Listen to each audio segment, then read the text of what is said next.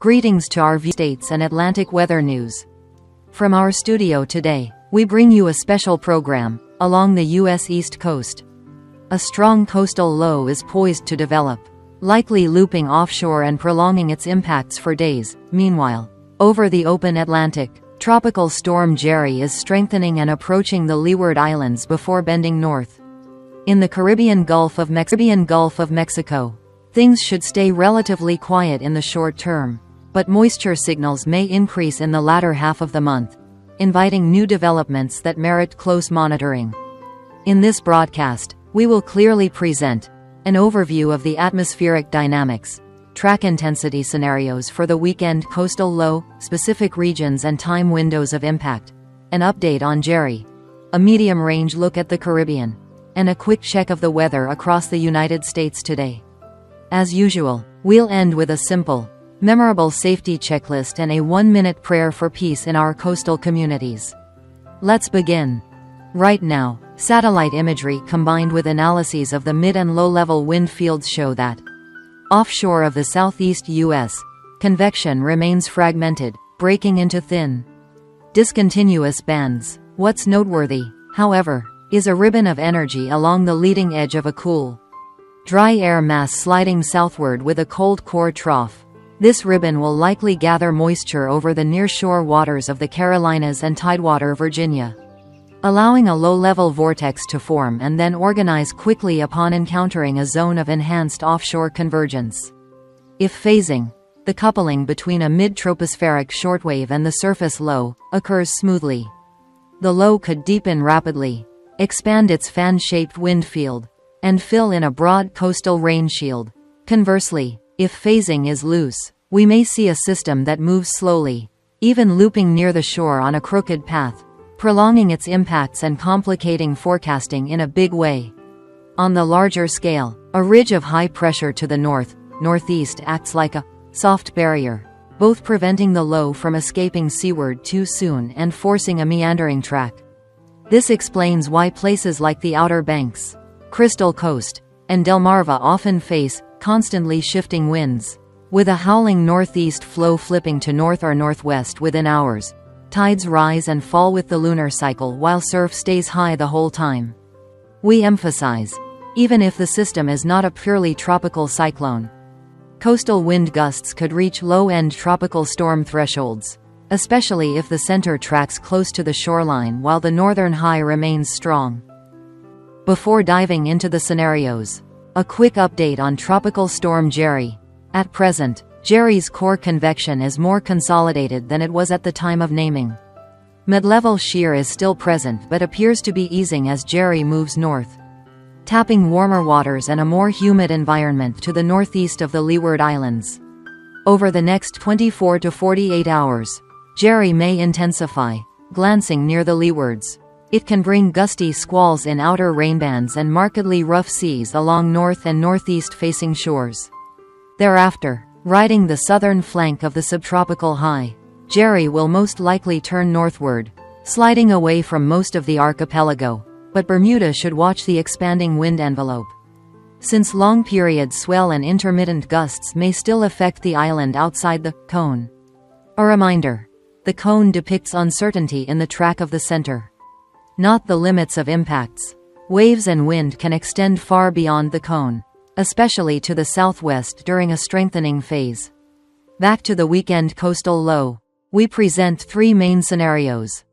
Base case: from Saturday morning through Sunday midday afternoon, expect intermittent bands of rain and increasing gusts along the North-South Carolina coast and Tidewater, Virginia. For the Outer Banks, strong northeaster lies may howl for hours. Long-period swells will pile water onto beaches, raising tides at coastal low spots and threatening the erosion of thin dune lines. From Sunday night into Monday, as the center drifts to higher latitudes, New Jersey, New York City, Long Island enters the stronger wind zone. The coastal rain shield presses into eastern New Jersey and then spreads onto Long Island. By Monday and early Tuesday, the system gradually pulls away, but a wraparound rain and wind tail could still whip Cape Cod and the Massachusetts Islands if the wind arc broadens west. A key nuance: the rain axis is finicky. while places like Raleigh and Charlotte may see little or no rain.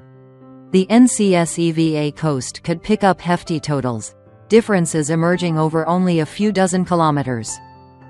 Worst case, the center snuggles the coast and loops 24 to 48 hours over NCVA waters, producing tropical storm force gusts across the Outer Banks tidewater along with coastal erosion, tidal flooding in low spots, and 2 to 4 meters, 6 to 13 feet, seas offshore. The long wave period would heighten rip current risks along beaches from the Carolinas to the Jersey Shore. Beyond heavy coastal rain, water pushed into estuaries and inlets may disrupt travel. Openings, closures of coastal bridges could be intermittently restricted. Early next week, the strong wind zone may reach Long Island, southern New England, bringing long durations of rough surf and howling winds to Martha's Vineyard, Nantucket, and Cape Cod. Better case, the northern high shoves the low out to sea more quickly, cutting moisture feed and limiting deep convection. In this case, the coast sees moderate rain and Beaufort 6 to 7 gusts in exposed spots. Beach flags would still warn against swimming. Yet tidal flooding risks would be notably lower. The total impact window shrinks to approximately 36 to 48 hours, concentrated into 2 consecutive high tide cycles rather than many days. Alongside scenarios, here are time-place windows so you can plan ahead. Carolinas, Outer Banks and Crystal Coast, most sensitive from Saturday morning to Sunday midday, afternoon. Prioritize securing outdoor items, clearing gutters, and checking pumps near low-lying waterfronts. Expect very rough seas. Near-shore fishermen should consider pausing operations during peak winds. Combined surge and tide may inundate sandy coastal roads. Follow local traffic guidance strictly. Tidewater, Virginia, Delmarva, southern Maryland, from Sunday evening, night to Monday morning. Winds can shift rapidly as the center slides offshore, bringing bands of rain and tidal rises along bays and river mouths. Elevate electrical devices in waterside homes. Shield doors against splashover. And keep a supply of clean water for shallow flood contingencies. New Jersey, New York City, Long Island, from late Sunday night into Monday evening. Offshore winds may howl. Coastal rain bands spiral from New Jersey into Long Island. Expect wave-driven erosion along thin beaches and low seawalls. Residents on the eastern NJ coast and south shore of Long Island should lock windows, retract awnings, and secure lightweight yard items. Southern New England, Court Re SEMA. Cape and Islands, from Monday into early Tuesday. Northeaster lies strengthen. Seas become very rough at exposed capes. Given local topography, Cape Cod and the offshore islands can funnel and amplify winds. Exercise special caution with small craft and travel on roads hugging the shoreline. Turning to the Caribbean and Gulf. The next 5 to 7 days look generally quiet, with scattered convection in association with weak easterly waves amid patches of mid-level dry air and shear. However, by mid to late month, background moisture could increase first in the western Caribbean, with rain bands expanding from Jamaica, Cayman, northern Central America during certain windows. We recommend residents and visitors check updates every 2 to 3 days, as long-range signals are low confidence and can change with the MJO. Now, and shifts in upper-level flow. Now a quick U.S. national snapshot. In the Northeast and Great Lakes, the rain band has passed. Precipitation is easing and giving way to cool, dry air, classic early autumn comfort. The Southeast turns less muggy. Afternoon storms wane as drier northeast flow filters in. Many will notice the difference first thing in the morning. Across the Rockies, High Plains Southwest, isolated storms can still pop, with brief heavy downpours in the mountains. Watch for flash flooding in steep canyons. The West Coast is mostly dry, with only light, hit-or-miss showers at times in Northern California, Oregon, Washington. Back to our main concern. This weekend's coastal low does not need to be a named tropical storm to generate damaging gusts and significant surf. In fact, nor'easters and hybrid lows often deliver wind wave impacts comparable to low-end tropical storms along the coast. especially when a sturdy northern high maintains a strong pressure gradient and the low hugs the shoreline. What matters most isn't the label, it's the wind field, tide cycles, range shield, and how many high tide cycles the system affects. A looping low lingering 36 to 48 hours within 100 to 200 kilometers of the coast can cause erosion equal to, or worse than, a faster moving system that departs within 12 to 18 hours. To help you prepare practically, here's a short, memorable coastal safety checklist. 1. High surf and rip currents, when warning flags are posted. Do not swim, even if the surf looks beautiful and there are sunny breaks. East to northeast facing beaches are more hazardous due to long period swell. Small craft, charter boats, and casual operators should consider pausing or limiting activities during peak gusts. 2. Prolonged gusts. Inspect gutters, downspouts, windows, roof overhangs, and tie down light outdoor items. Secure portable gas canisters, plastic furniture, and trellises so winds can't loft them. 3. Shallow tidal flooding. In communities along bays, inlets. Elevate electrical equipment, seal low vents, ready a sump pump, and store clean water. 4. Coastal travel. Time trips with the tide when using low-lying roads near the water. If officials close a road or restrict bridge traffic, comply immediately. 5. Forecast updates. In a loop-de-loop track, check forecasts every 6 to 12 hours. A small center shift can flip wind direction and drag heavy bands into areas that were dry previously. Regarding Tropical Storm Jerry, our message to residents and visitors in the Leeward Islands is, don't panic. But don't be complacent. Follow hourly wind and marine advisories. Limit offshore activities, and note the rough seas on northeast exposures. For Bermuda, watch Jerry's expanding wind field over the next 48 to 72 hours. Even with the center well removed. Long-period swells and intermittent gusts may still stir up the SE shores. Again, the cone is not the impact zone, so don't fixate on the center while ignoring the broader wind radius and distant rain bands.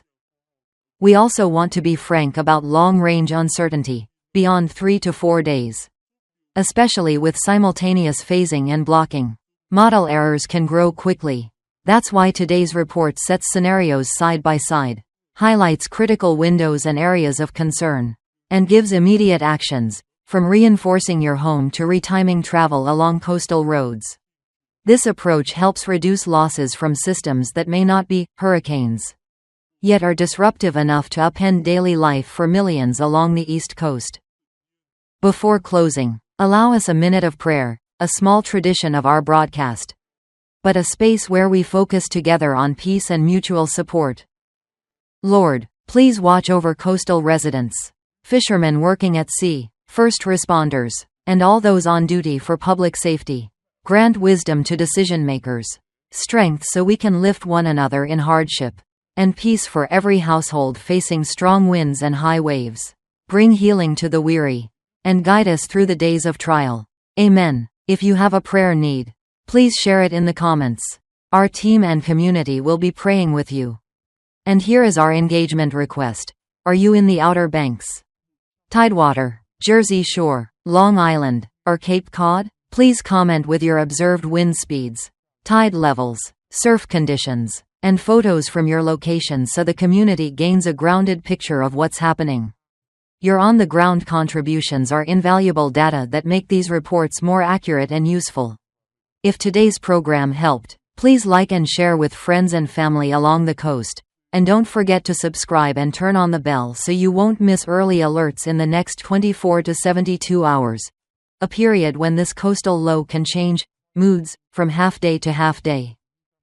Finally, a few legal and editorial notes. The model frames, maps, and illustrations shown are not final forecasts, but scenario-based references intended to support early action.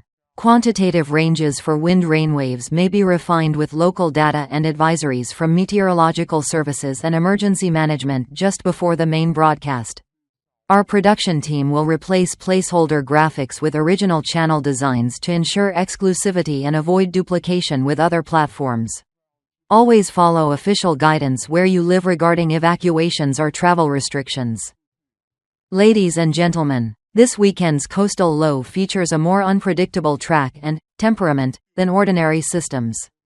But with your proactive steps, from clearing gutters and securing items to planning travel around high tide, we can mitigate impacts and protect our families. Tropical Storm Jerry remains under close watch. Any changes in intensity or track, especially for the leewards and Bermuda, will be covered in upcoming reports.